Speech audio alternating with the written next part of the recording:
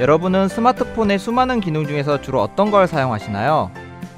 저는 주로 음악을 듣는 데 사용하거든요. 주로 이제 등하굣길에 제가 선곡한 음악들을 들으며 학교를 오고 가곤 합니다. 오늘은 특별히 음악에 각계각층 활동하시는 분들을 모시고 음악에 대해서 많은 얘기를 나눠보도록 할 겁니다. 그럼 지금부터 문화대토론 그 7번째 시간을 시작하도록 하겠습니다.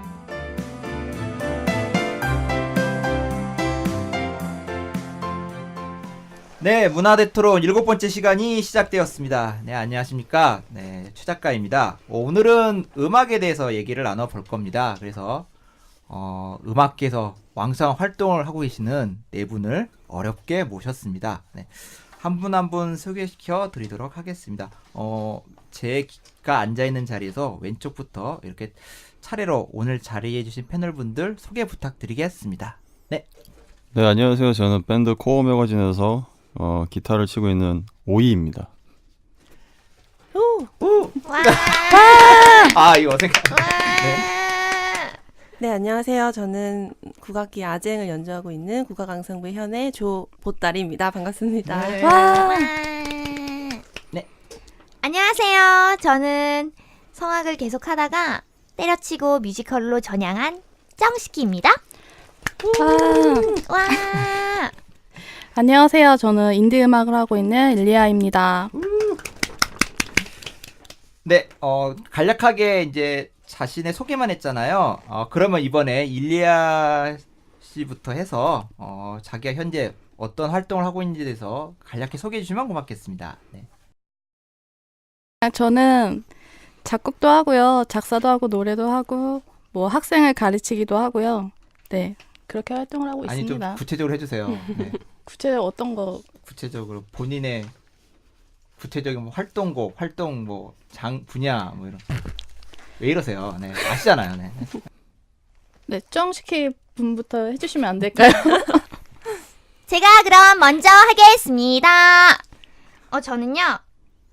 선화 예중 예고 이렇게 얘기해도 되나 모르겠는데 여튼 예중 예고 때 성악을 하고요. 대학교 때 요즘 핫한 모 여대에서 성악을 전공한 학생이었고요. 그리고 지금은 뮤지컬로 전향해서 일본 극단사계에 있다가 너무 많이 밝히는데? 극단사계에서 7년 동안 활동을 했고요. 이름 다 알겠는데. 자기 검열을 하시세요. 네. 그렇게 하다가 지금은 대학에서 뮤지컬을 가르치고 있어요. 네. 지금은 활동을 거의 하지 않고 있고요. 그냥 하는 척만 하면서 살고 있는 1인입니다. 네, 그래도 뭐 성악에 조예가 깊으시니까 이렇게 모셔봤습니다. 네, 많은 얘기 이따 부탁드리고요. 네, 우리 조보따리님도 한번 소개 부탁드립니다. 네. 저도 예술고등학교 그리고 대학교를 국악으로 전공을 했고요. 아쟁이란 악기를 연주하고 있습니다. 지금 대학교와 같은 명칭의 관현악단에 있으면서 뭐 아시아권에 있는 많은 나라를 다니며 교류하고 음악도 활동하다가 지금은 친구들과 저희가 하고 싶은 음악을 하고자 하여 팀을 만들고 활동하면서 저희도 제자들, 후배들 양성하고 그렇게 활동하고 있습니다. 그것도 좀 얘기를 해주세요.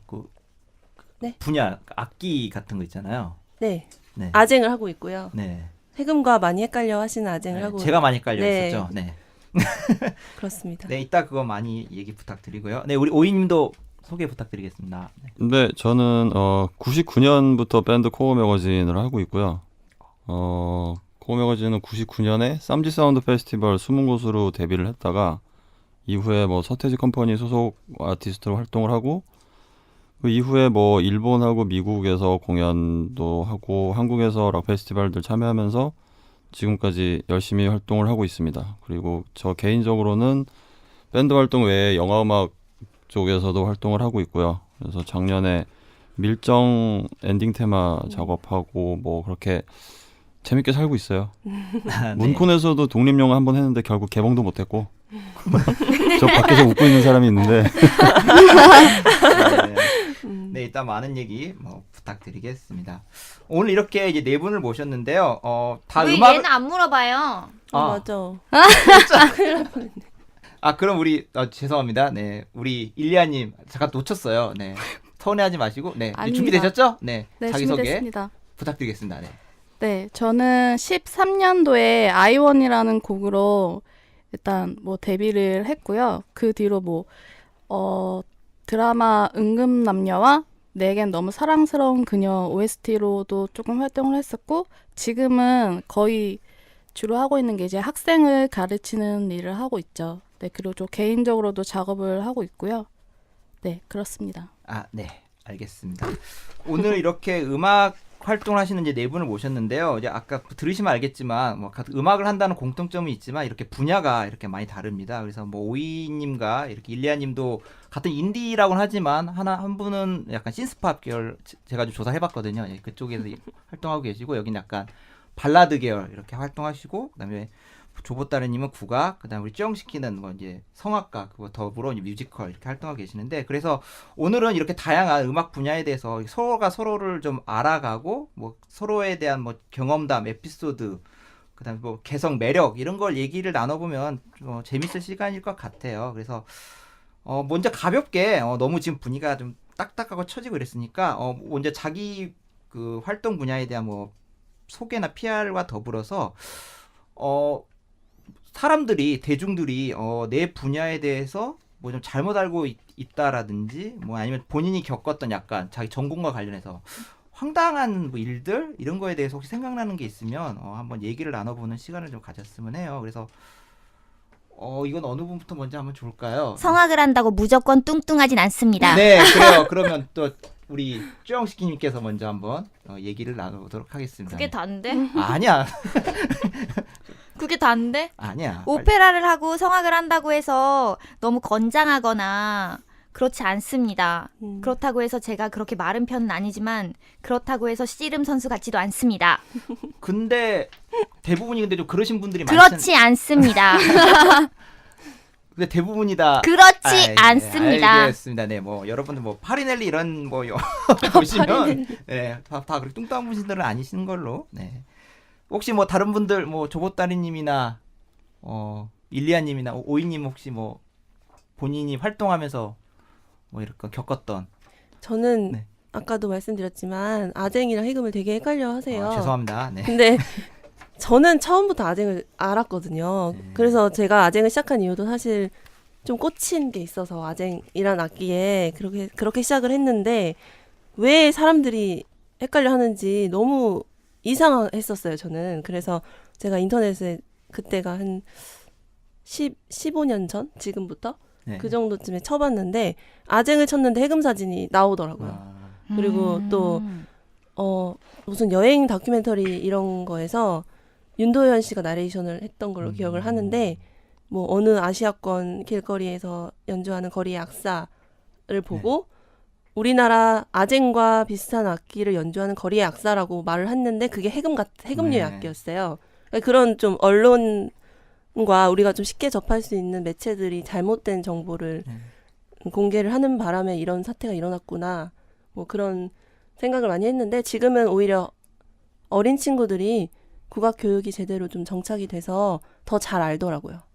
그러니까 저도 예전에 음악 시간에 그러니까 저도 자꾸 죄송한 얘기인데 그 아쟁을 해금으로 알고 이렇게 얘기했던 게 많아요. 그래서 그러니까 이렇게 잡고 이렇게 바이올린처럼 이렇게 뜯는 걸 알고 있었는데 네.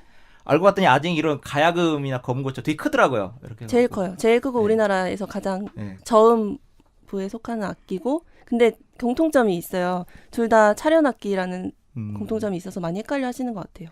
그래서 저도 이제 작년에 이제 제가 추강 나갔던 학교에 이제 그 국악가가 있어가지고 그 친구들이 이제 연주한다가 아쟁을 정말 들고 왔는데 무슨 바주카포를 이렇게 메고 오시는 뭐 그런 들고 거. 다니기 힘들겠다. 네. 그래서 되게 무거울 것 같더라고요. 그래서 네, 차 갖고 있어야 돼요. 네, 그리고 또 좀 길던데요. 뭐 평소 그게 뭐 개량.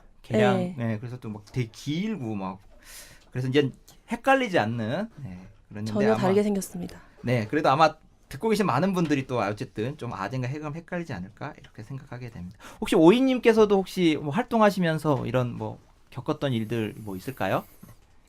밴드를 한다고 해서 삼시세끼 라면을 먹지는 않고요. 가죽 바지도 안 입고 머리도 안 길러요. 근데 아직도 그런 거를 밴드의 이미지로 생각하시는 분들이 굉장히 많아요, 생각보다. 저도 그래서 그렇게 생각했는데. 몇 년 전에는 어느 케이블 TV에서 이 다큐를 찍겠다고 어떤 분들이 오셨는데 왜 연습실에 계란판도 안 붙어 있고 뭐 라면 안 끓여 먹냐 뭐 이런 얘기를 하더라고요. 그래서 출연을 거부를 한 적이 있는데 아직도 그렇게 뭐 지하 곰팡이 냄새 나는 데서 삼시세끼 라면 먹어가면서 도 닦는 것처럼 음악하고 그렇게 불쌍하고 이상한 애들처럼 취급하는 게 굉장히 속상해요. 근데 그게 어떻게 보면 밴드의 이미지에서 어떤 그 학습이 돼 있는 그런 이미지들이 되게 저희한테 안 좋게 작용을 할 때가 꽤 많거든요. 네. 그래서 그거 뭐 일일이 뭐 이렇게 설명을 하고 다니기도 뭐 하고 어떤 그런 것들을 좀 이제는 좀 안 그랬으면 좋겠어요. 그러면 요새 이제 홍대에서 부른 인디 밴드분들이 많이 활동을 하시잖아요. 이제 그런 네. 분들도 이제 아직은 그렇게 열악한 환경에서 그렇게 이제 활동하거나 이러지는 않는 건가요? 어떻게?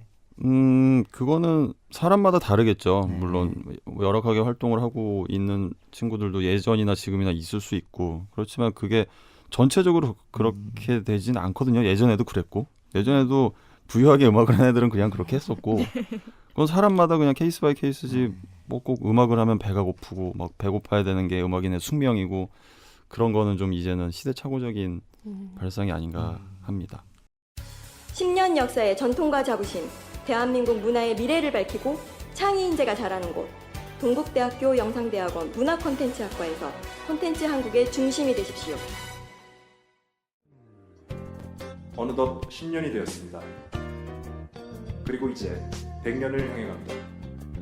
대전에서 가장 먼저 연극과 연기 관련 고등교육의 문을 열었던 대덕대학교 연극영상학과, 공연과 영상의 통합교육을 추구하며 미래를 향해 갑니다.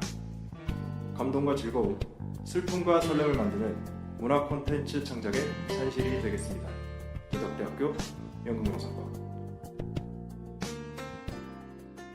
작년에 저도 이제 그 딴따라라는 이제 드라마를 봤었는데 거기가 이제 밴드들 활동 얘기인데 거기도 전형적으로 그렇게 네. 아까 말씀하셨던 계란판 붙여 있고 네. 막 악기는 어디 그 새우 낙원상강 어디 네. 거기서 막 이렇게 어렵게 사오고 막 지하실에 막 이렇게 하고 있는데 아직도 이쪽 계통에서 활동을 하지 않으신 분들은 이렇게 다들 생각하고 있구나 이런 네. 걸 이제 많이 느꼈었는데 아무래도 정말 그런 잘못된 선입견을 갖고 있을 거라 생각을 할 것 같네요. 계란판 붙어있는 연습실 찾기가 더 힘들걸요 지금은. 맞아요. 그렇죠. 요새 계란도 이제 비싸져 갖고. 네. 금란. 네. 나 웃고 싶은데 웃기지 않는다. 네.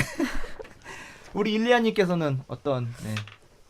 글쎄요. 되게 많은 것 같아요. 일단은 저 같은 경우는 처음 음악 시작한 게 뭐 저희 어렸을 때 H.O.T, 뭐 제키 핑크를 보고 자랐는데 그 모습을 보고서 저도 가수가 되고 싶었죠. 그래서 저도 춤추고 노래를 하면서 이렇게 지냈는데 그 모습을 보고 대부분의 사람들이 이제 머리가 비었다, 양아치다. 이 말을 거의 10년 넘게 듣고 있고요. 지금은 뭐 익숙해질 뻔하지만 뭐 그렇게 아직도 생각하는 분들이 계시는구나라고 있어서 조금 그게 씁쓸한 부분도 있고 또 제가 그저께도 말을 듣고 왔어요. 아, 너는 음악해서 좋겠다. 너가 하고 싶은 거 하잖아. 자유롭잖아. 이렇게 말을 하는데 사실 자유롭지도 않고 음악을 한다고 해서 사실 뭐 그렇게 기쁜 일만 있는 건 아니거든요. 그래서 조금 그런 부분에 대해서 뭐 오해라고 하긴 그렇지만 조금 네, 그런 부분이 씁쓸하죠. 그러니까 참 이런 잘못된 선입견 이게 저도 이제 뭐 작가를 활동하니까 저한테도 이렇게 뭐 잘못된 선입견을 갖고 계신 분들이 많아요. 그러니까 뭐 작가는 밤에 새벽에 뭐 담배 이렇게 하나 꼬나 물면서 이렇게 달빛을 바라보며 막 이렇게 글 쓸 거라 생각하는데 저는 한 번도 그런 적이 없거든요. 예.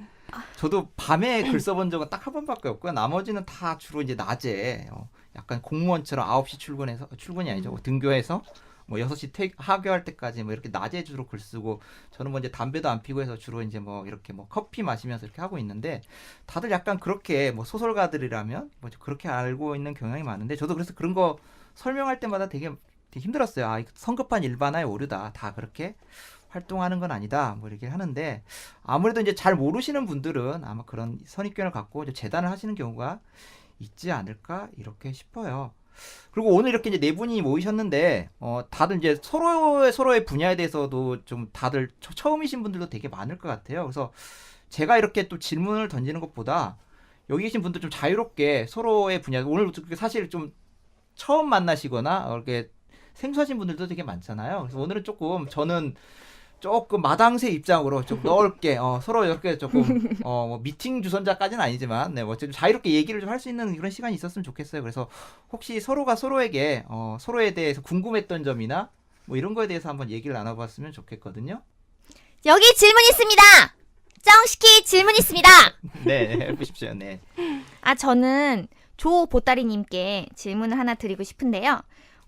저도 예중예고를 다니면서 국악하는 친구들을 굉장히 많이 봤어요. 네. 그런데 그때 그 친구들은 같이 이제 향상음악회라고 하나 그 워크숍 같은 거를 하면 우리는 다 의자에 앉아서 하거나 그러는데 이제 한복 입고 나와가지고 땅바닥에 앉아서 그 방석 같은 거 네. 깔고 연주하고 그랬었단 말이에요. 근데 그때는 그게 참 신기했지만 지금 생각해 보면 사실 그게 원래 우리의 모습이잖아요. 뒤에 병풍 깔고 막 네. 이렇게 하는 거.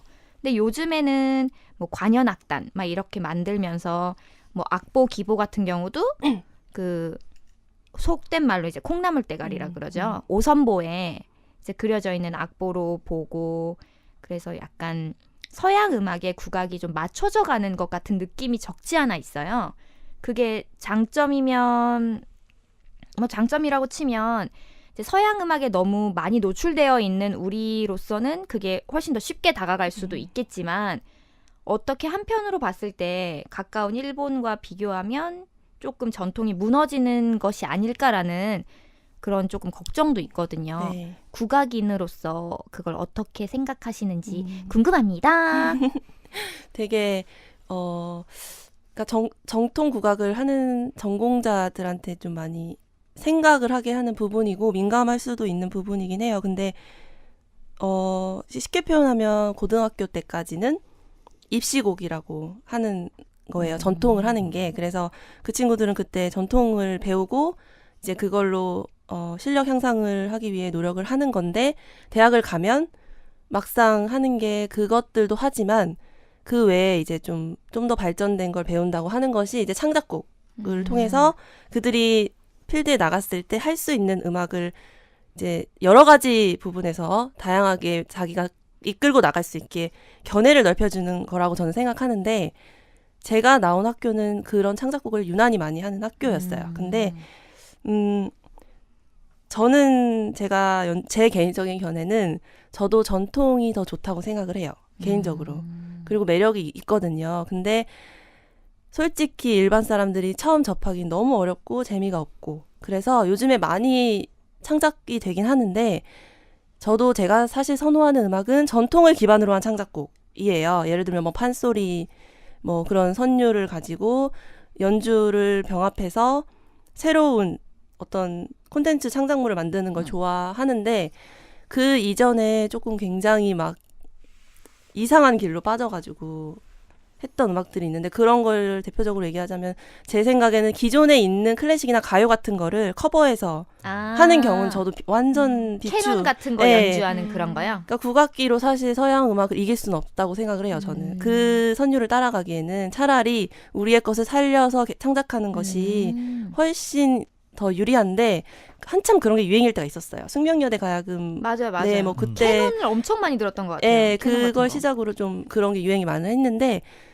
아무래도 저희 쪽에서 많이 연구하고 고민해야 될 부분이라고 생각하긴 해요. 근데 저는 창작을 하되 전통을 기반으로 한 창작을 좀 더 선호하는 편이에요. 네. 그러면 그 부류 중에 한 분이 황병기 선생님 같은 분이신가요? 그 예전에 음악을 하나 들었는데, 그러니까 저도 예고 때 들었던 음악들이 황병기 선생님이 하시는 그런 가야금 노래라 그래야 되나? 네. 그거를 하는 걸 제가 향상음악회 때 많이 봤었거든요. 네네. 근데 얼마 전에 들었던 영상은 약간 유령이 나올 것 같은 그런 음악이 있었어요. 네. 그래서 황병기 선생님 같은 경우에는 제 견해로 봤을 때 완전 창작곡이라고 봐야 될 것 같아요. 그러니까 전통을 기반으로 했다기보다는 전통 악기로 하는 현대곡. 그래서 현대곡이라고 하는 게 좀 굉장히 오묘하고 어렵고 막 네. 이런 거를 보통 쉔베르크 같은 네, 그런 약간 그런 좀 또 다른 분야가 아닐까 음. 생각하고 저도 황병기 선생님 음악은 어렵기 때문에 해보셨어요?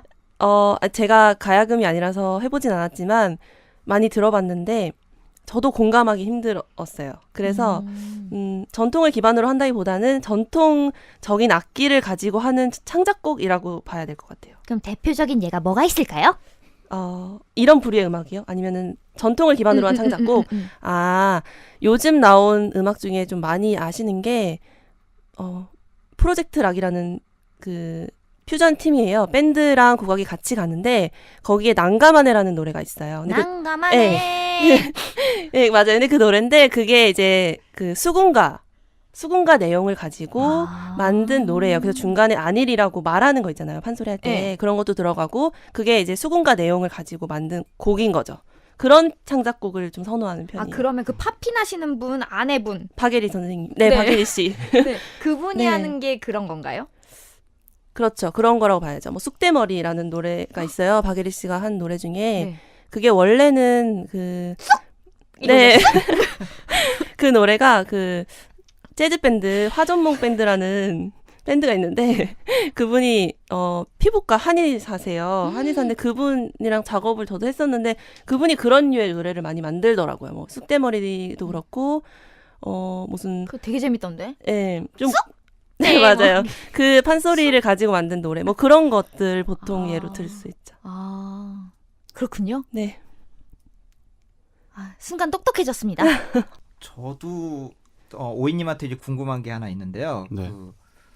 뭐 밴드 활동을 하셨으니까 저는 이제 예전부터 궁금했던 게 보통 이제 밴드를 구성하게 되면 저는 보통 한 4인조, 5인조를 생각하게 되거든요. 그러니까 뭐 일렉 기타, 베이스, 드럼, 그다음 뭐 키보드, 뭐 보컬, 보통 한 이제 4-5명 이렇게 이루게 되는데 저는 그분들이 어떻게 처음엔 다 각자 활동을 뭐 하셨을 것 같은데 어떻게 그렇게 만나갖고 또 그분들 보면 다 뭐 처음부터 아주 친한 친구거나 뭐 같은 학교거나 이러진 또 않더라고요. 그렇죠. 근데 어떻게 이렇게 만나갖고 이렇게 팀을 구성해서 이렇게 밴드 활동하게 되는지가 되게 궁금한데 뭐 경험 사례들 비춰서 한번 얘기해 주시면 되게 고마울 것 같아요.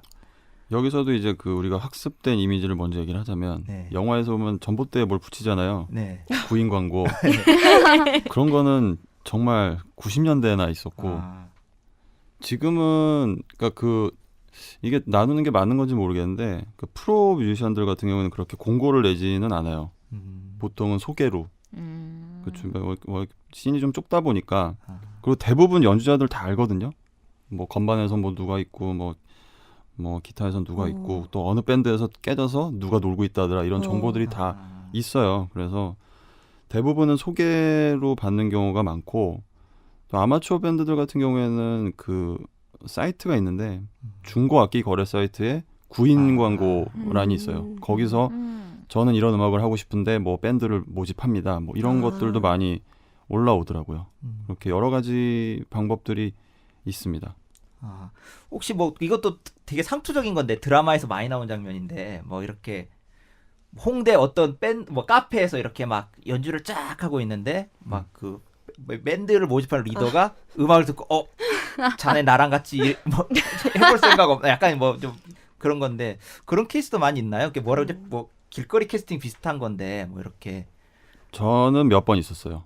저는 공연을 좀 많이 보러 다니는 편인데 제가 공연이 없어도 이제 거의 주말마다 이제 공연들을 보러 다니거든요. 네. 동료들 보든 아니면 뭐 이제 클럽들 다 친한 데니까 가서 그냥 뭐 한잔 할 겸 가서 뭐 처음 보는 팀들 보면 저기 뭐 베이스 치는 애가 괜찮다. 그러면 뭐 그냥 끝나고 그냥 인사하면서 뭐 하냐? 저 뭐 다음 달에 군대 가요. 그래. 그리고 끝날 때도 있고 또 뭐 여차여차해서 뭐 이렇게 뭐 연락이 돼서 또 계속 좋은 관계로 지낼 때도 있고 그렇게 막 1-2년 지나다 보면 그 밴드가 깨져서 우리랑 같이 할 수도 있고 뭐 그런 거죠. 그러니까 거기도 약간 이런 네트워크는 다 마음 같은 게 형성은 돼 있군요. 네. 그래서 서로 이제 주고주고 받고 그럼 막 이쪽 원래 멤버였는데 뭐 B 팀으로 넘어가서 이렇게 활동하기도 하고 막 이렇게 자유롭게 막 있어요. 트레이드랑 표현 써야 되나? 뭐 이런 식의 그런 활동도 많이 하겠네요. 네, 뭐 여러 밴드를 하는 경우들이 많이 있고요. 네. 근데 요즘에는 예전하고 조금 분위기가 좀 달라진 게 예전엔 실용음악과가 별로 없었거든요. 아, 근데 지금은 학교마다 실용음악과들이 있어서 또 거기에서 배출한 졸업생들도 많이 있고 전에는 클럽에서 공연을 하든 뭐 어떤 뭐 연말에 기획 공연을 하던 뒤풀이를 다 같이 했어요. 참여한 밴드들이면 아. 서울의 공연도 봐주고. 근데 지금은 학교 출신들끼리 뭉치더라고요. 뭐 예를 들면 뭐 H대 뭐 학생들끼리 뭐 야 니네도 오늘 공연했냐? 우리 뭐 같이 뭐 끝나고 한잔 할까? 뭐 이런 식으로 학연들이 또 여기도 들어오더라고요. 아, 그러니까 그런 건 조금 좀 씁쓸하죠. 제가 좀 궁금한 게 있는데 일리아님께 네.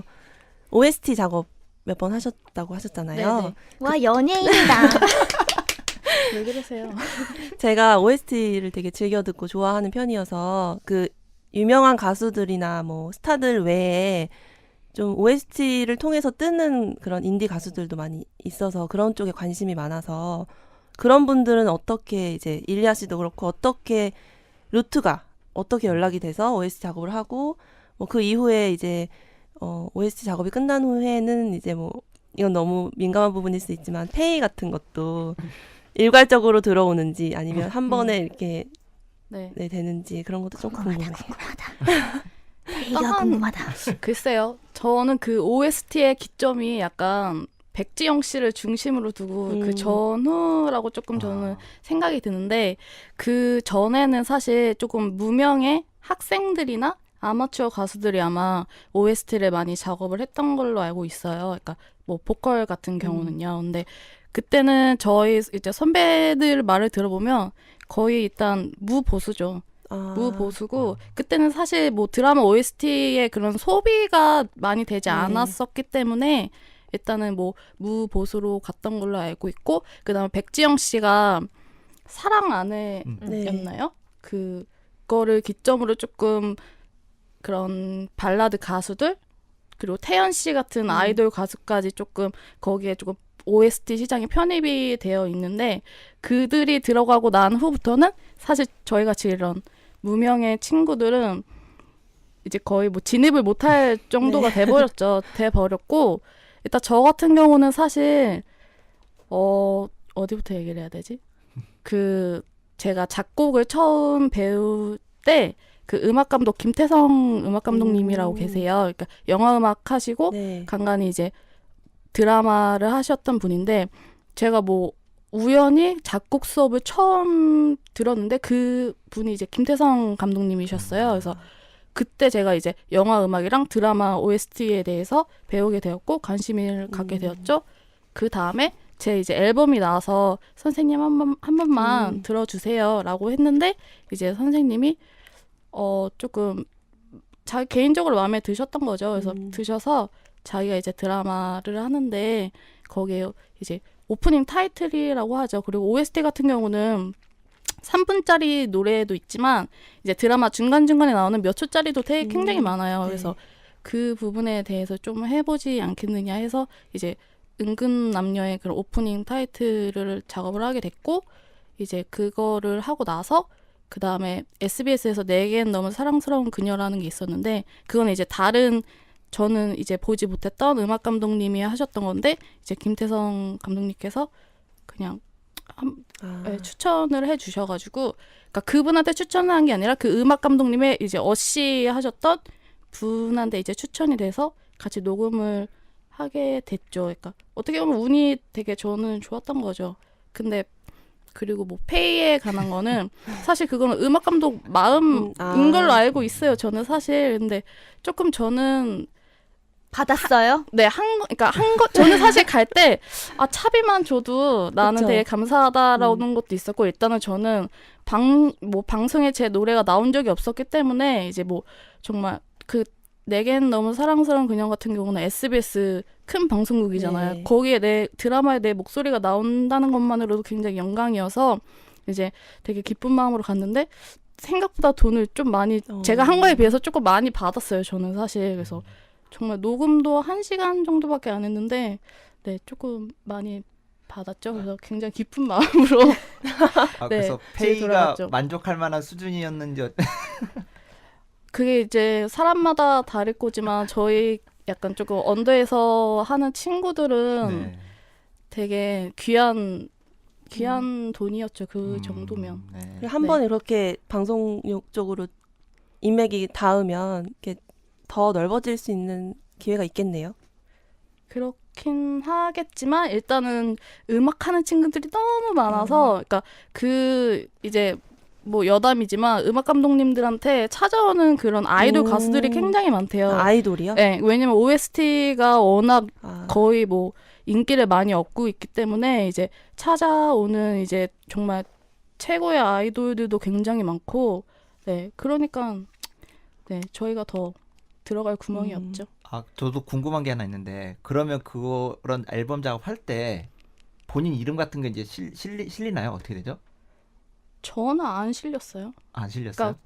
그러니까 저는 거의 뭐 어떻게 보면 음악 감독님이 어떤 하나의 기업이다, 음악 기업이다 네. 하면 저는 하청에 약간 이런 개념이죠. 아, 그렇군요. 네. 좀 그래도 내가 배고픈데다. 작곡한 건데 좀 안 실리고 이러면 조금... 제가 작곡한 건 아니고 저는 부른 거죠. 목소리로 판 거죠. 아, 저기 우리 오이님도 이렇게 영화 음악 이렇게 참여하신 걸로 알고 있는데 네. 오이님도 약간 덧붙여서 어떻게 참여하게 됐고 뭐 하게 됐는지 좀 얘기해 주시면 되게 좋을 것 같아요. 네.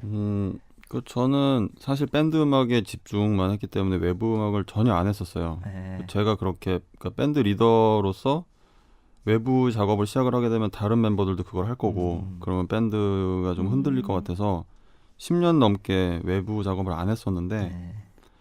유일하게 제가 좀 관심을 가졌던 거는 그 패션쇼 음악이었거든요. 그래서 한 10년 정도 서울 패션위크 음악 감독을 했었는데 그때 그 모그 형을 알게 됐어요. 광해하고 밀정 이제 영화 음악 했던 모그 형을 알게 됐는데 그 형이 제 음악을 좀 좋아해서 예전에 소지섭이 나왔던 회사원이라는 네. 좀 망한 네. 영화가 있는데 전 재밌게 봤는데. 아니요, 안 망했어요. 그 영화의 엔딩 테마를 처음으로 사실 부탁을 받았었어요. 근데 그때는 노래가 뭐 이미 다 저작권협회에 등록이 돼 있고 제 앨범에 실렸던 노래라서 그 당시에 소속사에서 돈을 요구했기 때문에 결렬됐고 그리고 2년 전부터는 제가 따로 지금 회사를 그냥 제가 하고 있기 때문에 지금 모든 게 자유로우니까 이제 밀정의 성사가 됐었던 건데 저는 어쨌든 활동을 계속 하다 보니까 그냥 먼저 찾아온 케이스였어요. 제가 영업을 하고 다닌 건 아니었고 지금도 그렇게 영업을 하고 다니진 않아요, 사실. 네. 뭐 영업을 한다고 되는 쪽도 아니고 요즘에는 OST 판도가 좀 바뀌어서 그 극을 하는 사람 쪽에서 노래가 필요한 게 아니라 물론 그렇기도 하지만 부르는 사람이나 음악을 만드는 쪽에서 드라마나 영화가 필요한 상황이 돼버렸기 때문에 뭐 요즘에 많이 보시던 도깨비만 보더라도 흐름을 보시면 아실 거예요. 1, 2, 3회하고 4, 5, 6회하고 노래가 다 달라요. 네. 그런 식으로 OST를 쪼개서 팔거든요, 지금은. 그래서 뭐 어느 날 갑자기 막 아이돌로 쫙 도배가 될 때가 있고 어느 날은 또 갑자기 클래식으로 도배가 될 때가 있고 이렇게 OST가 이제 좀 돈이 좀 되니까 우리가 아무리 영업을 다니고 한다고 해서 그게 성사가 되지를 않아요. 차라리 그냥 우리는 우리끼리에 그냥 간지를 잡는 게 낫지 그렇게 뭐 팔러 다니는 거는 사실 의미가 없고 뭐 소모적이라고 생각을 하기 때문에 네. 이렇게 또 그리고 그 제 친구의 케이스인데 이제 그 친구도 보컬을 전공하던 친구예요. 근데 그런 OST 부를 때 가수들이 부를 때는 가이드라는 게 있거든요. 이제 뭐 허밍으로 하거나 아니면 뭐 네, 말도 안 되는 영어 뭐 이런 거. 그런 걸로 하거나 아니면 아예 샬라샬라. 이제 가수들이 그 이제 가이드가 부른 노래를 듣고 이제 부를 수 있게끔 네. 이제 저희들이 가이드를 따요. 근데 제 친구 경우는 영화였는데 영화에 있는 이제 가이드를 했어요. 근데 음악 감독님이 이 친구가 너무 마음에 든 거예요. 그러니까 원래 가수가 이미 정해져 있는 상태였는데 가이드를 부른 친구가 너무 마음에 들어서 그게 그대로 영화에 삽입이 된 경우가 있어요. 근데 조금 안타깝게도 그 OST에는 그 가수가 부른 노래로 나왔더라고요. 네, 그래서 굉장히 속상하겠다. 속상하고 화나고 약간 근데 어쨌든 영화에 나온 것만으로도 감사하긴 하지만 조금 그런 안타까운. 근데 롤에 실리지 않으면 의미가 없지 않나? 내 그쵸, 거라고 의미가 아무리 없죠. 얘기해봐야. 그러니까요. 그렇죠. 가만히 있으면 안 되는데 그렇게. 그런 경우 많아요. 근데 힘이 경우 없어요 많아요? 저희는. 네. 그러니까 저도 제가 아이돌 밴드 애들 디렉팅을 꽤 오래 했었는데 네. 그 꽤 큰 소속사예요.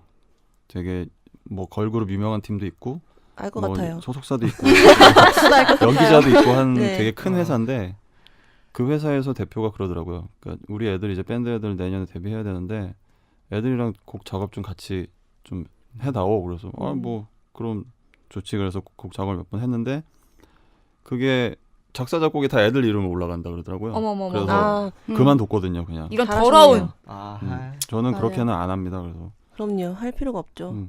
근데 그렇게 소위 저는 이제 그거를 이제 음악인의 자존심을 판다고 얘기를 하는데 그렇게라도 하려는 애들이 줄을 섰어요, 사실. 작곡을 공부하고 밴드를 하는 애들이 많기 때문에 그러니까 서글픈 거죠. 다들 먹고 살기 힘드니까 그런 거라도 해서 이제 입봉을 하고 싶은 거죠. 근데 그렇게 시작하면은 그냥 끝나는 것 같아요. 근데 뮤지컬도 그렇거든요. 이 유명한 작품의 뮤지컬 같은 경우도 이제 음악 감독이 작곡을 같이 하는 경우가 있는데 거기서도 그분이 작곡을 하지 않았어요. 그런데 그분의 그 수제자들이 그 패밀리들이 작곡을 해서 준단 말이에요. 폭로예요? 나중에 입봉시켜주겠다는 말도 안 되는 정말 이루어질 수 없는 약속을 하면서 근데 맞아, 맞아. 정말 더러운 안 그런 데가 맞아요. 없네. 약간 그런 거 있어요. 그런 대중음악 같은 경우는 이제 작곡하는 친구들이 워낙 많잖아요. 근데 사실 멜로디가 이제 실용음악 그 대중음악 중에서는 멜로디가 굉장히 중요한데 이제 유명한 작곡가들이 곡을 수집을 해요. 그래서 마음에 든다 이러면 그 곡에 대해서 저작권은 나한테 넘겨라. 내가 대신에 돈을 줄게. 그러니까 이런 식으로 하는 분들이 굉장히 많아요. 그러니까 근데 그 곡이 이제 떴을 때는 이제 큰일 난 그러니까요. 거죠. 그러니까 안 뜨면 솔직히 다행인데 어떤 분이 그 트로트를 작곡을 하셔서 팔았는데 그게 굉장히 대박난 된 거예요. 그래서 거의 몇백, 한 2, 300 받고 그 작곡가분은 이제 사신 분이죠. 그렇죠. 그분은 뭐 대대손손 잘 해야겠네요. 돈바석에 앉으셨죠. 그러니까 그거를 작년에 저는 이제 그 지성이 나왔던 그 딴따라라는 드라마가 그런 내용도 있거든요. 정말 이런가 막 이런 생각하게 됐는데 정말 많죠 그런 거는. 그분들도 뭐 드라마 작가들도 뭐 다 조사를 했으니까 그랬을 텐데도 저렇게 노래를 거의 어찌 보면 훔치다시피 해갖고 저렇게 돈으로 무마하고 막 이런 이런 그런 게 있구나. 장르가 없구나. 근데 이게 사실 되게 깊고 되게 큰 얘기인데 가볍게 할 만한 얘기가 아닌데 이거를 음악하는 사람들조차도 별로 크게 생각을 안 한다는 게 제일 맞아요. 큰 문제예요. 그러니까 뭐 예를 들면 얼마 전에 박명수가 하드웰이라는 DJ의 네, 노래를 이렇게 표절을 해서 표절이 아니라 무단으로 갖다 쓴 거죠. 그렇게 했는데 무한도전 하차를 안 했단 말이에요. 근데 노홍철은 뭐 음주운전도 아니고 차를 빼달라 그래서 뭐 차를 한 1m 정도 움직였는데 그게 적발이 돼서 하차를 했고 또 누구는 어떻게 해서 하차를 했고 뭐 이렇게 다 했는데 박명수는 거론조차 안 된단 말이에요.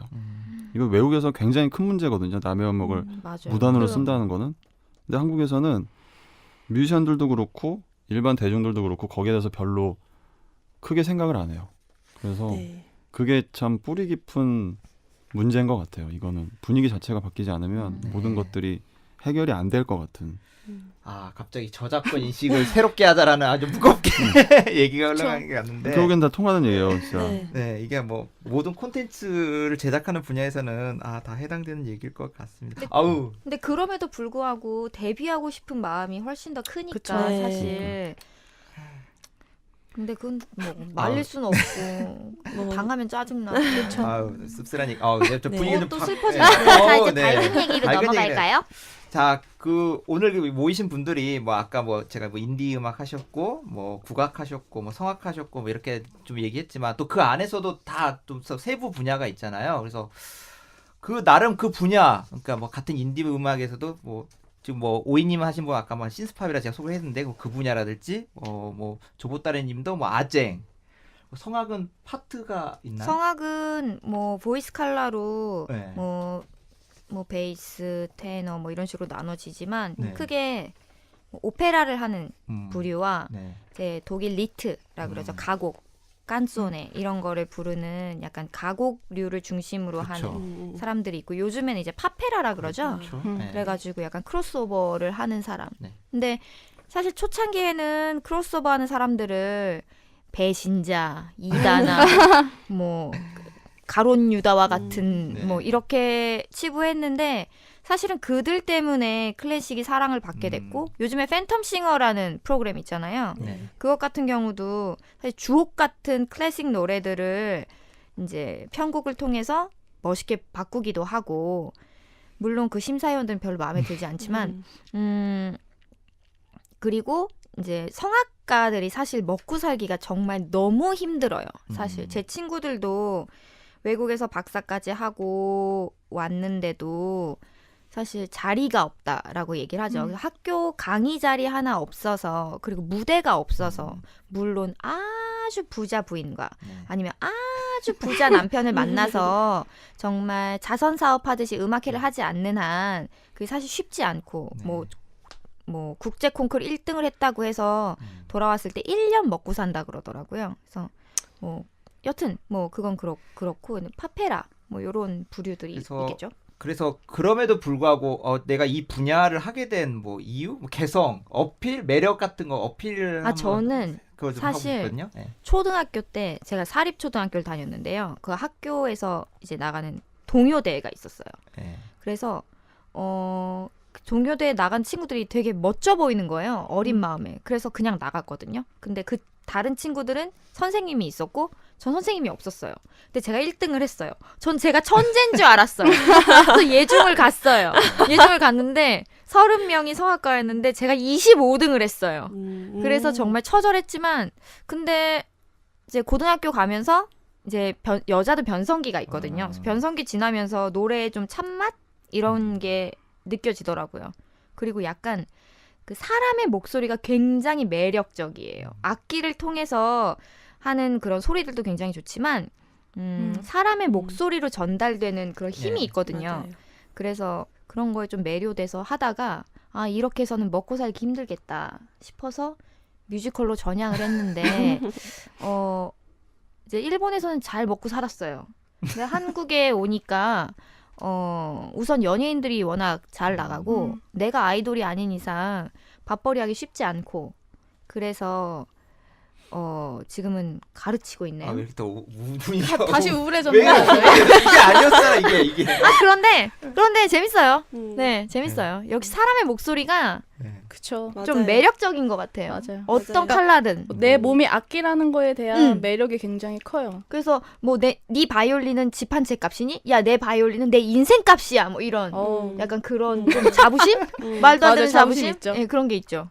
그 조보따님도 하필 국악에 여러 악기가 있고 있는데 네. 아쟁을 어떻게 하게 됐고 무슨 매력과 그 있는지도 좀 궁금하거든요.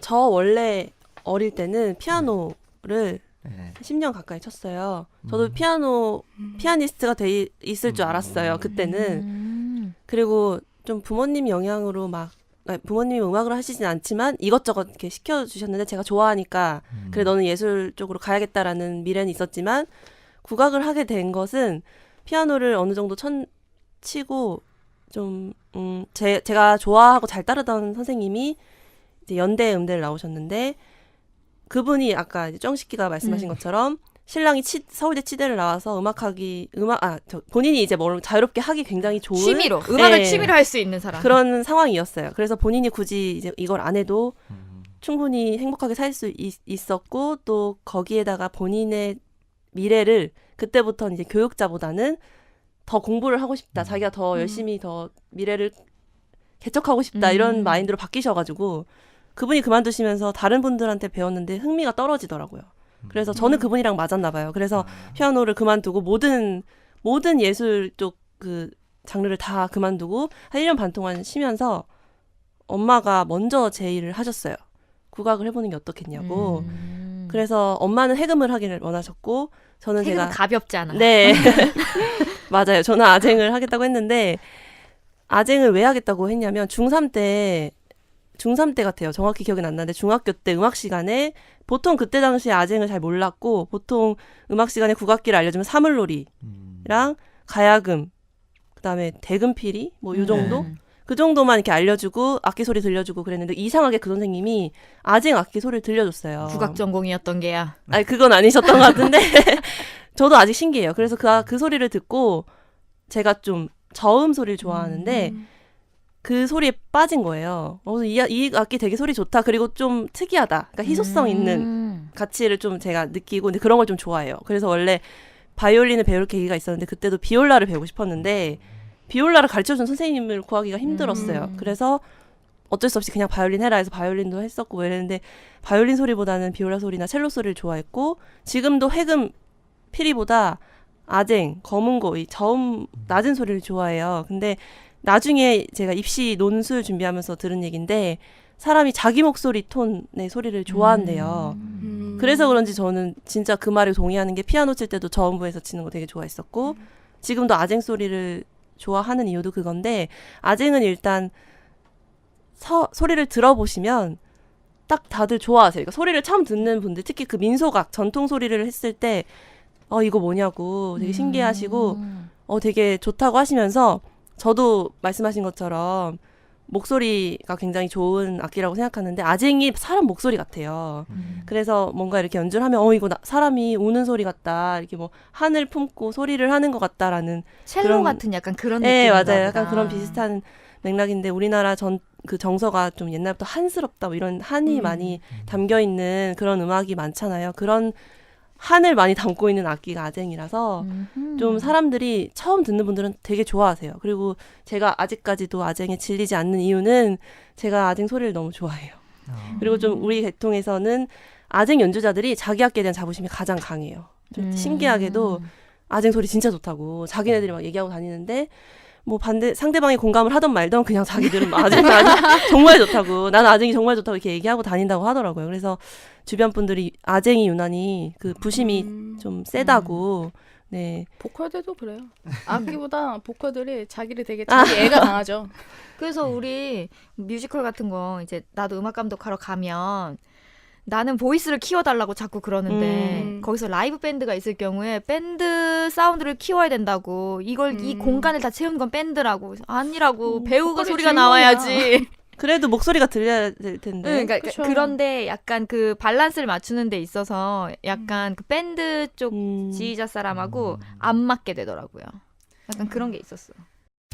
10년 역사의 전통과 자부심, 대한민국 문화의 미래를 밝히고 창의 인재가 자라는 곳, 동국대학교 영상대학원 문화콘텐츠학과에서 콘텐츠 한국의 중심이 되십시오. 어느덧 10년이 되었습니다. 그리고 이제 100년을 향해 갑니다. 대전에서 가장 먼저 연극과 연기 관련 고등교육의 문을 열었던 대덕대학교 연극영상학과, 공연과 영상의 통합교육을 추구하며 미래를 향해 갑니다.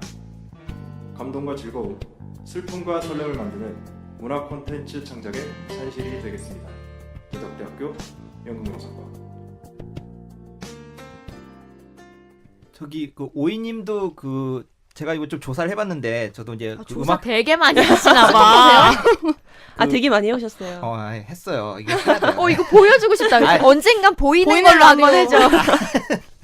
이게 코어 매거진의 이제 노래가 좀 기존 인디 음악 멜로디랑 달라서 왜 이렇게 다른 거지라고 해서 좀 저도 예전부터 이제 알면서 이제 조사를 해봤는데 이게 신스팝이라는 장르 중에 하나라고 하더라고요. 그래서 근데 인디 음악의 멜로디가 뭐예요? 나도 지금 그게 맞아. 난 처음 들어본 자 얘기인데. 불러보세요. 그러니까 약간 요새는 모던 락 계열의 그러니까 내가 이거 할 순 없죠. 어쨌든 좀 저같이 음악을 잘 모르는 사람이 알고 있는 약간 편협한 이런 멜로디 있는데 어쨌든 많이 좀 달랐어요. 그래서 오이님도 왜 하필이 아니라 뭐 있겠지만 그래도 이 장르를 하게 됐는지가 되게 좀 궁금하거든요. 어떤 매력이 있어서 그런 건지 좀 들려줄 수 있을까요? 신스팝이라는 장르를 좀 간단하게 얘기를 하자면 보통 8, 90년대 듀란 듀란이나 아하 같은 그런 음악에서 출발을 하거든요. 네.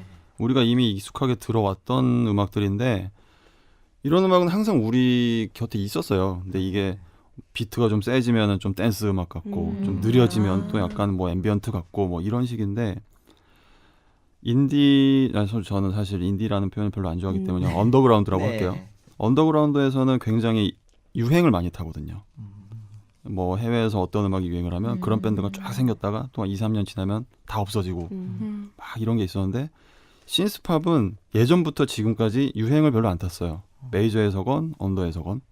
근데 저는 그런 음악을 굉장히 좋아했는데 언더그라운드에서 제가 99년, 98년부터 활동을 할 때 이 음악을 같이 할 만한 사람이 없었어요.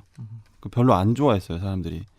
뭐 옛날 음악 같다. 야, 이거 뭐 그냥 롤라장 생각나는데 뭐 이렇게 해서 별로 안 좋아했는데 한 5년, 6년 전부터 외국에서 이제 팝 음악이 좀 더 대두가 되기 시작하면서 건반 소리에 대한 호감도가 많이 높아진 거죠. 밴드 하는 사람들도 그렇고 뭐 대중들도 그렇고 그러면서 신스팝에 대한 좀 분위기가 좀 올라오더라고요. 그러면서 관심을 갖고 있는 뮤지션들이 생기면서 아 이때 지금쯤이면 같이 할 만한 사람이 있겠다 싶어서 수소문을 해봤더니 금방 멤버가 구해져서 뭐 다행히 제가 하고 싶은 음악을 할 수 있게 된 거죠. 그러면 아직 국내에서는 그러면 코어 뮤직은 외에는 아직 좀 하는 밴드가 아니요. 없는 건가요? 아니요 지금은 네. 블루 오션이었는데 지금 완전 레드 오션이에요. 아, 그래요? 근데 제일 많을걸요 아마 지금? 근데 저도 이제 뭐 아주 뭐 폭넓게 듣지는 않지만 그래도 제가 또 편협하게 알고 있는 그냥 보통 다 그냥 모던 락 계열의 이렇게 약간 밝고 경쾌하게 간다든지 아니면 약간 기타 위주의 이렇게 그러는 것 같은데 이 신스팝은 약간 키보드 그 사운드가 많이 들어가더라고요. 제가 잘 모르는 이게 맞는 건지 잘 모르겠는데 그래서 그건 네가 그런 것만 들어서 그래. 아 그런 건가요? 그래서 아직 저는 이게 조금 많이 하시는 분들이 없는 걸로 알고 있었는데 그래서 약간 좀 독보적인 길을 가고 계시는구나 이렇게 생각했었는데 그건 지금은 아니군요. 네. 또 밴드를 잘 안 하려 그래요 사람들이 뮤지션들이 그냥 밴드는 힘들고 또 배고프다는 얘기를 어디서 또 다 주워 들어가지고 2인조 밴드도 많고 1인 밴드도 많단 말이에요. 근데 그 사람들이 가장 쉽게 할 수 있는 게 신스팝이에요. 컴퓨터만 있으면 되거든. 그냥 컴퓨터 틀어놓고 옆에서 그냥 기타 치면서 뭐 그냥 노래 부르고 이런 밴드들이 엄청 많아요. 사실 밴드라고 하기도 좀 애매하지만 뭐 탑밴드 1회 때 우승했던 톡식 같은 애들도 보면 네. 드럼하고 기타밖에 없단 말이에요. 네. 근데 그 친구들은 이제 맥북으로 컴퓨터로 이제 서브트랙을 깔고 많은 노래들을 사실 그 MR이라고 봐야 되는 건데 네. 그런 밴드들이 지금은 굉장히 많아요. 그러니까 EDM과 밴드 중간 어디쯤에서 이제 우리도 밴드다. 뭐 우리는 뭐 좀 약간 뭐라 그래야 돼 앞서간다. 약간 이런 주장을 하는데 뭐 물론 앞서간다고 볼 수도 근데 있겠지만 이제 그런 분들은 그 라이브 뭐 페스티벌 이런 데에서는 조금 제약이 있지 않나요? 그렇진 않아요. 아 그래요? 네 그런 밴드들도 큰 무대에 설 때는 또 세션들을 기용을 해서 또 뭐 많은 멤버로 올라가기도 하고 뭐 DJ 타임에서 라이브 셋으로 그렇게 하기도 하고 어떻게 보면 좀 모양을 빨리빨리 바꿀 수 있기 때문에 활용도가 좀 높은 편이기도 해요. 그래서 그쪽으로 좀 요즘에 신생 밴드들이 많이 몰리는 것 같기도 많이 하고 대세가 됐구나 이런 거군요. 네. 어쨌든 되게 좀 많이 궁금했던 장르였던 것 같습니다. 네. 그 개인적으로 신스팝이 뭔지 잘 몰랐어서 그 원래 뭐 이 음악이란 장르가 본고장이었던 곡과 지금 우리나라에서 유행하는 그런 음악의 차이점이 혹시 뭐가 있을까요? 가장 큰 차이점이라면은 일단 좀 이거는 좀 민감한 문제일 수도 있는데 우리나라의 신스팝은 사실 뿌리가 없어요. 그리고 신스팝이 뭐냐고 얘기를 했을 때 그거를 딱 부러지게 설명을 할 수 없을 만큼 굉장히 그 토양이 얕은데 뮤지컬 같다.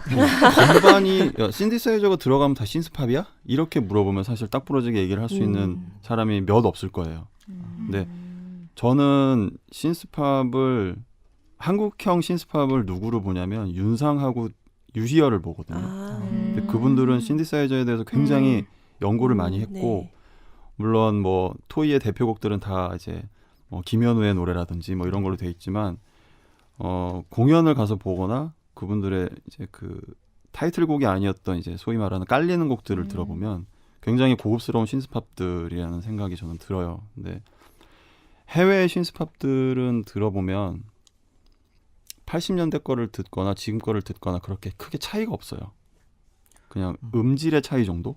근데 그게 뿌리가 굉장히 탄탄하다는 걸로 저는 해석을 하는데 한국은 신스팝이라고 얘기를 하기는 좀 그렇지만 그냥 건반이 위주가 되는 어떤 노래들이 보면 좀 시대별로 차이가 좀 많이 나거든요. 근데 저는 그 차이의 원흉이 멜로디라고 보는데 보컬 멜로디라고 보는데 한국 사람들이 신스팝을 하건 헤비메탈을 하건 무슨 음악을 하던 거기에는 아무리 빼려고 해도 절대 빠질 수 없는 뽕삘이라는 게 들어가거든요.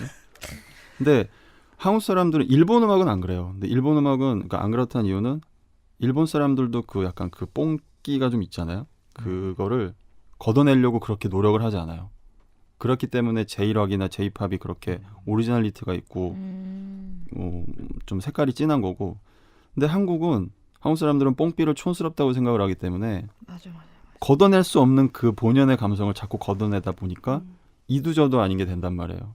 그래서 몇 년 전에 그 뮤콘이라는 행사 때 그때 미국의 관계자들이랑 또 영미권의 관계자들이랑 이제 얘기를 하다가 한국의 밴드들이 영미권에서 그렇게 잘 안 되는 혹시 이렇게 진출이 힘든 이유가 뭐라고 생각하냐라고 물어봤더니 굉장히 원론적이고 뼈아픈 대답이 돌아온 게 니네는 자꾸 우리를 흉내내려고 하지 않냐. 그 음악은 원래 우리 건데 니네는 아무리 잘해봤자 우리보다 잘할 수가 없다. 그러니까 흉내를 내지 말고 한국은 한국만의 밴드 음악을 개척을 해야 되는데 니네는 그거를 강구하고 있다라고 얘기를 하더라고요. 그래서 걔네들이 가장 지금 주목을 하고 있는 밴드가 잠비나이 같은 네. 밴드가 되는 거고 고레아라든지 한국의 어떤 지구상에 어디에도 없는 한국의 음악과 또 서양의 음악을 굉장히 고급스럽게 믹스 매치를 했잖아요. 그러니까 그런 것들. 그렇다고 우리가 모든 음악들이 다 잠비나이처럼 될 수는 없는 거지만 그러니까 그런 좀 얘기가 좀 산으로 가는데 그 영미권의 신스팝과 유럽 쪽의 신스팝과 우리나라의 신스팝의 가장 큰 차이라면 오리지널리티에 대한 연구가 우리는 굉장히 너무 부족하다라는 그런 게 있는 것 같아요. 그래서 발전 가능성이 있으려면 우리만의 신스팝을 좀 만들어야 되지 않을까. 네. 맞아. 네. 근데 근데, 우리는 항상 영미권에 대한 무한한 동경과 맞아요. 사대주의가 있으니까 나만 해도 머리 노란 사람 있으면 괜히 있어 보이고 약간 그런 것이랑 일맥상통하지 않을까라는 네. 생각이 드네요. 맞아요. 끝으로 우리 일리아님도 네, 왜 보통 발라드 많이 하셨잖아요. 네, 그쵸. 왜 하필 발라드였을까? 발라드가 가장 부르기 쉬워요. 에이, 그 사람마다 다른 거 아니에요? 네. 사람마다 다르죠. 근데 어쨌든 발라드는 네. 일단 악기가 없어도 부를 수 있다고 저는 좀 생각이 들어요. 그러니까 댄스 음악 같은 경우는 사실 무반주로 부르기가 굉장히 민망하기도 하고 거의 부르는 경우가 없잖아요. 근데 발라드 같은 경우는 일단은 저는 가장 좋은 게 내 감정과 그러니까 내 감정과 뭔가 맞닿을 수 있는 가장 가깝게 맞닿을 수 있는 장르라고 조금 생각이 들어요. 그러니까 내 감정에 온전히 조금 집중할 수 있는. 그러니까 댄스 음악 같은 경우는 어쨌든 퍼포밍적인 게 가장 크잖아요. 퍼포먼스, 그러니까 화려함을 볼 수 있는데 발라드 같은 경우는 조금 퍼포밍이라기보다는 뭔가 내 이야기를 하고 조금 내 이야기 좀 들어줘라고 조금 이렇게 표현할 수 있는 게 가장 큰 장점인 것 같아요. 근데 원래 노래를 하고 싶었던 게 제키랑 H.O.T를 네네네. 듣고라고 그랬잖아요. 근데 네네네. 그 그룹은 댄스 아니에요? 아, 이게 시간이 지나면서 사람이 바뀌죠. 그러니까 그걸 보고 가수를 하고 싶다고 생각을 하고 네, 들어와서는 이제 네, 좀 그러니까 들어와서, 그러니까 저도 처음에는 그런 화려함 이런 것만 보고 이제 들어왔다가 이제 저도 많이 부딪히고 다치고 이러다 보니까 조금씩 장르에 대한 공부도 하게 되고, 네, 그러면서 조금 전문적인 교육을 받으면서 조금 많이 바뀌었죠. 아마 앞으로도 계속 발라드 쪽으로 계속 하실 건가요? 그러면? 아니요, 저는 다 하고 싶어요. 뮤지컬도 하고 싶고 제 마음대로 그냥 다 하고 싶어요. 뮤지컬 페스트 하고 싶다고 했었어요. 근데 네, 아직은 맞아요. 잘하실 가장 것 같은데. 역량을 잘 발휘할 수 있는 건 그럼 아직은 발라드. 아니요, 전 다 잘해요. 왜 자꾸 글로 몰고 가? 아니라는데. 네. 저희가 음악 얘기를 많이 했잖아요. 그런데 이제 아무래도 음악을 한번 듣는 것도 좋을 것 같아서 어차피 오늘 이제 이번 회차는 이제 마무리를 좀 지어야 되고 하니까 오늘 나오시는 이 패널 분들의 음악을 듣고 마무리하는 시간을 갖도록 하겠습니다. 그래서 두 곡을 오늘 듣고 끝내도록 할 텐데요. 먼저 오이님부터 본인이 여기서 소개할 곡 좀 소개를 해주시죠. 네. 네. 아무래도 괜찮아라는 곡인데요. 이 노래는 기타는 최대한 배제돼 있고 신디사이저와 이제 드럼 비트 그리고 남녀의 듀엣곡입니다. 와 가사 너무 좋아요. 지금 찾아봤는데 그래. 우리 조보따리님도 네. 네, 저는 그 연주곡인데요. 유혹에 빠지다라는 곡이에요. 좀 댄스 스포츠다운 그런 장르의 음악으로 네, 들려드리도록 하겠습니다. 네, 그럼 이상 이 두 곡 듣고 다음 시간에 다시 이 패널 분들과 모시고 자리를 하도록 하겠습니다. 네, 감사합니다. 감사합니다.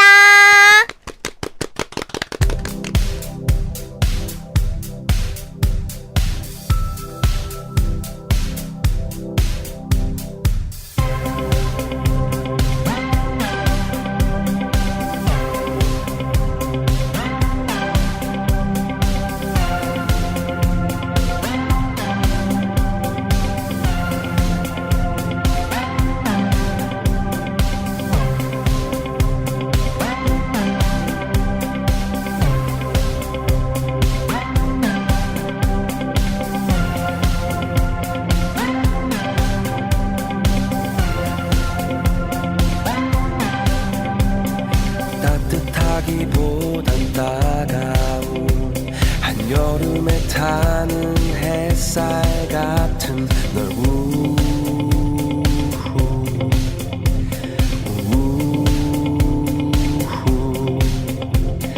스쳐가던 나를 지난 후 가시덤불 장미 향기 같은 널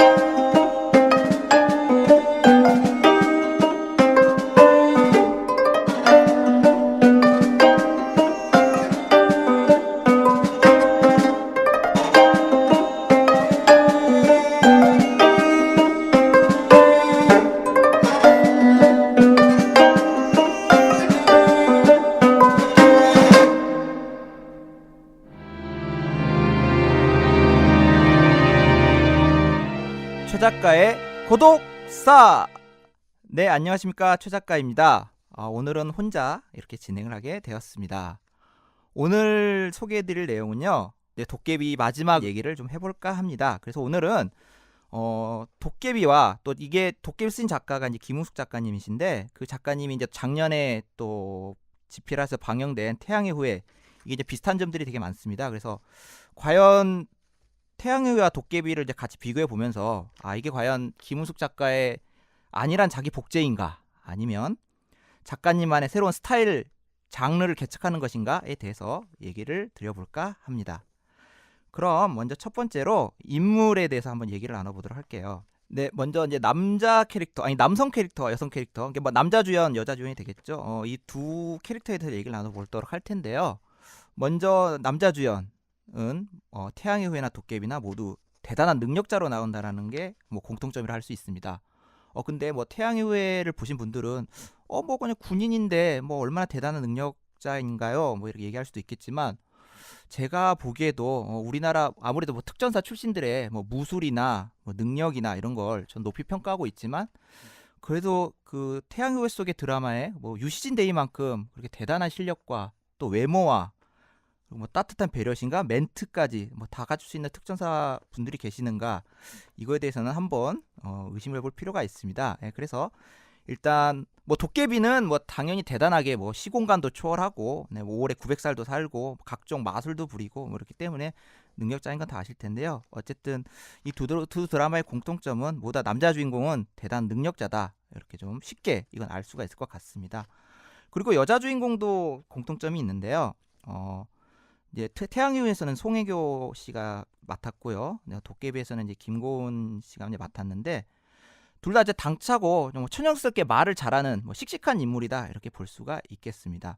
근데 뭐 물론 도깨비에서 김고은은 뭐 상당 부분 조금 이제 뭐 가난한 집에 뭐 약간 뭐 계모는 아니죠. 이모한테 뭐 구박받고, 그래서 조금 송혜교보다는 좁은 뭐 신분이나 이런 거에서 조금 뒤처지게 나오는 경향이 있는데, 어쨌든 그런 걸 다 떠나서 성격상으로는 남자 앞에서, 특히 남자 주인공 앞에서 당차게 말을 잘하고, 이게 뭐 연애 관계에 있어서 뭐 끌려간다거나 이런 게 아니라 어쨌든 대등하게 이렇게 호흡을 맞추면서 활발한 케미스트리를 만들어 갔다, 이렇게 볼 수가 있겠습니다.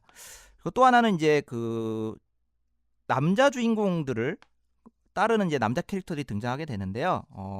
도깨비에서는 뭐 육성재라는 이제 공유의 조카로 이제 분한 육성재라는 캐릭터가 나와서 이제 공유와 또 그다음 끝방삼촌이라 불리는 이동욱을 따르게 되고요.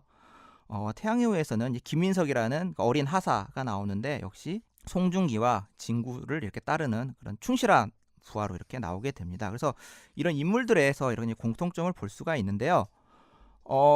그래서 이런 인물들이 이렇게 그 드라마마다 이렇게 설정들이 아주 같을 수는 없는데, 이게 불과 한 6개월 차이를 두고 이렇게 비슷한 성격, 비슷한 능력, 비슷한 인간관계 이렇게 캐릭터가 설정되는 걸로 봤을 때는 너무 쉽게 후속작을 좀 빨리 써야 되는데, 어쨌든 뭐 새롭게 뭐 인간 캐릭터를 뭐 만들 수가 없고, 이렇게 하다 보니까 좀 안일하게 전작의 성공 요인을 갖다 써서 구축한 게 아닌가, 이런 생각을 해보게 됩니다. 사건에 대해서 좀 얘기를 나눠볼 텐데요. 먼저 뭐 가장 중요한 건 브로맨스겠죠. 이건 뭐 워낙 기사에도 많이 나왔으니까 뭐 여러분들도 쉽게 아실 텐데, 송중기와 진구가 보여줬던 브로맨스, 그다음에 요새 하고 있는 도깨비에서 공유와 이동욱이 보여주고 있는 브로맨스. 근데 저는 이런 브로맨스는 제가 예전에도 한번 말씀드렸던 적이 있었던 것 같은데, 남성들의 의리라고 좀 보기에는 약간 여성들의 좀 굴절된 시선으로 보는 경향이 좀 있거든요. 그래서 실제 저는 이제 남자다 보니까 뭐 물론 저렇게 친한 사람들끼리 저렇게 뭐 뛰어난 호흡과 케미스트리를 보여줄 수는 있겠지만, 저렇게 약간 수다 떨고 약간 촐싹거리면서 저럴까, 막 그런 경향들도 보이고 있는데, 아마 이런 캐릭터들을, 이런 이제 캐릭터들 간의 조합을 아무래도 이제 여성 시청자들이 많이 좋아하기 때문에 이제 브로맨스라는 이름 하에 이렇게 이런 설정을 갖다 놓고 상당 부분 이제 스토리를 뭐 진행시키는 게 아닌가, 이렇게 생각을 해보게 됩니다. 두 번째는 이것도 역시 좀 김우수 작가의 작년 태양의 후예와 올해 도깨비에서 볼 수 있는 특징인데, 사각관계 같은 게 없습니다. 그러니까 뭐 남자 주인공은 여자 주인공과 이렇게 러브라인을 맺게 되고요. 또 남자 조연은 여자 조연과 이렇게 러브라인을 맺게 되는 이런 관계가 설정됩니다. 그래서 태양의 후예서 같은 경우도 뭐 송중기와 송혜교가 뭐 이렇게 처음부터 그리 만나서 끝까지 뭐 중간에 뭐 죽거나 뭐 이렇게 뭐 죽는다고 오해를 받거나 이러면서 약간 위기가 닥치고 이렇게 하긴 하지만 그래도 뭐 다른 남자 여자에게 한눈 팔지 않고 이렇게 가는 경우가 있었고요. 마찬가지로 진구와 김지원도 뭐 그렇게 서로 일편단심의 순애보를 보여주었습니다. 뭐 도깨비도 마찬가지인데요. 공유와 뭐 김고은 뭐 이렇게 서로 계속 서로에 대한 사랑을 뭐 갈망하고요. 마찬가지로 유인나와 이동욱도 조금 이 둘은 조금 우리가 기대하는 것보다는 좀 지지부진한 전개가 좀 이어지고 있긴 하는데 어쨌든 그래도 끝에 가서는 잘 되지 않을까 이런 생각을 하게 됩니다. 어쨌든 그래서 사각관계가 없는 보통 요즘 로맨스 드라마는 이제 기본의 법칙처럼 사각관계가 많이 만들어졌었는데 그래도 어쨌든 이 김은숙 작가의 두 드라마에서는 그런 걸 찾아볼 수가 없었다는 게 좀 더 특징이라고 할 수가 있겠습니다. 그리고 이제 세 번째는 조금 스펙타클한 장면을 이제 많이 좀 집어넣는 경우가 많습니다. 그러니까 태양의 후예서 같은 경우도 이제 어차피 군인들이다 보니까 이제 해외에 나가서 이렇게 뭐 전쟁에 휘말리는 경우가 많은데 그때 좀 아낌없이 초반 뭐 액션씬 같은 걸 많이 보여줬고요. 도깨비 같은 경우도 뭐 1부 때 대규모 전쟁 씬을 보여줬죠. 이건 이제 아무래도 이제 많은 예산이 들어갈 수밖에 없는데 아무래도 김은숙 작가의 작품이다 보니까 이제 그 힘을 믿고 막강한 자본이 붙었기 때문에 그렇게 초반에 시청자들의 관심을 끌기 위해서 대규모 물량이 들어가는 이런 스펙타클한 장면을 연출할 수 있게 된 게 아닌가 이렇게 생각을 해보게 됩니다. 그래서 결론을 얘기하자면 작년에 태양의 후예와 올해의 도깨비가 이렇게 유사한 점이 되게 많았었는데 비단 이 두 편만 갖고 지금 뭐 작가님이 계속 비슷한 설정을 갖다 쓰고 있다 후속작에 이렇게 얘기할 수도 있겠지만 고작 두 편이기 때문에 너무 성급한 판단이 아니냐 이렇게 생각해 볼 수도 있습니다. 그래도 어쨌든 고작 6개월 차이에 이렇게 많은 인물과 사건이 이제 비슷한 설정하에 만들어지는 걸 보고 시청자들 입장에서는 좀 친숙함을 느낄 수 있었을 거예요. 워낙 태양의 후예를 잘 보신 분들은 도깨비에서 이렇게 유사한 설정들을 나눈 걸 보고 뭐 기시감이라 느낄 수도 있겠지만 그래도 친숙함을 느낄 수가 있을 텐데 이제 반면에 다른 좀 냉철하게 드라마를 보시는 분들은 너무 이런 설정들을 울거먹는 게 아니냐 이런 생각도 들 수가 있을 것 같습니다. 그래서 과연 익숙함과 새로움 사이에서 과연 이제 앞으로의 드라마는 이제 어떻게 만들어져야 될 것인가에 대한 이제 고민을 이제 화두로 이제 던져보게 되는데요. 어쨌든 아마 김은숙 작가는 뭐 올해 이번에 도깨비도 TVN에서는 뭐 아주 높은 시청률을 기록했기 때문에 그 인기에 힘입어서 올해가 아니더라도 뭐 내년쯤에 바로 또 새로운 드라마에 들어갈 수 있을 거라고 이렇게 생각하게 됩니다. 그때는 또 어떤 스타일의 드라마를 보여주게 될지 함께 지켜보는 것도 되게 재미있을 것 같습니다. 오늘 제가 혼자 하다 보니까 이렇게 좀 주저리저리 좀 중언부언 떠들게 되었는데요. 네, 오늘 최 작가의 고독사는 이것으로 마치도록 하겠습니다. 네, 감사합니다.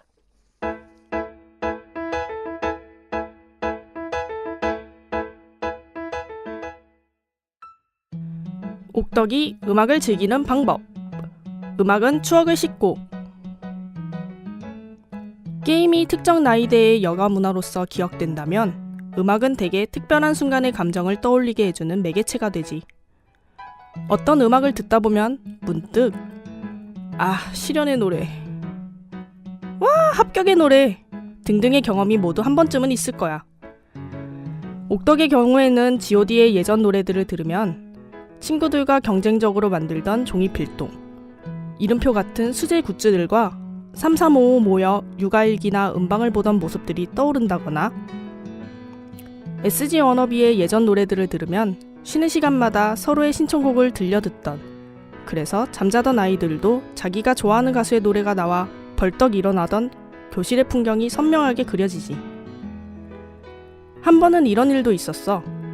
과제를 하던 어느 늦은 밤 켜져 있던 TV를 끄기 전에 무심코 채널을 돌려봤지. 채널당 길어야 3초 정도였나?